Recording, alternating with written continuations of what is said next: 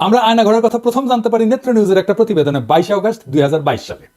সারা দুনিয়া চমকায় ওঠে, কিছু ছবি বাইরে আসে আয়নাঘরে, কিভাবে বন্দীদের রাখা হয়, কারা কারা আছে আমরা জানতে পারি। ওই প্রতিবেদনে আমরা জানতে পারি ব্যারিস্টার আরমান আর ব্রিগেডিয়ার আজমি ওই আয়নাঘরে আছেন।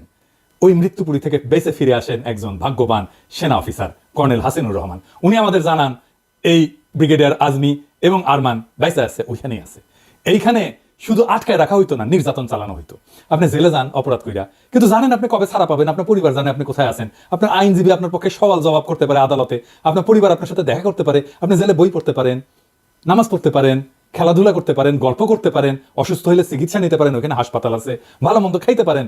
এখানে কিছুই নাই, কোনো বিচার নাই, শুধু পশুর মতো আটকায় রাখা। আর এটা কোথায়? ক্যান্টনমেন্টের ভেতরে। নেত্র নিউজের প্রত্যেকটা বর্ণ সত্যি ছিল। এটা ছিল হাসিনার গোপন বন্দিশালা, যাদের কোনোভাবেই আইনত কারাগারে রাখা যায় না, দণ্ড দেওয়া যায় না, তাদের এই আয়না ঘরে রাখা হইতো। আমরা জানতাম একটা আয়না ঘর আছে, কিন্তু অবিশ্বাস্য হইলেও আমরা জানছি একটা না 700 থেকে 800 এরকম গোপন বন্দিশালা।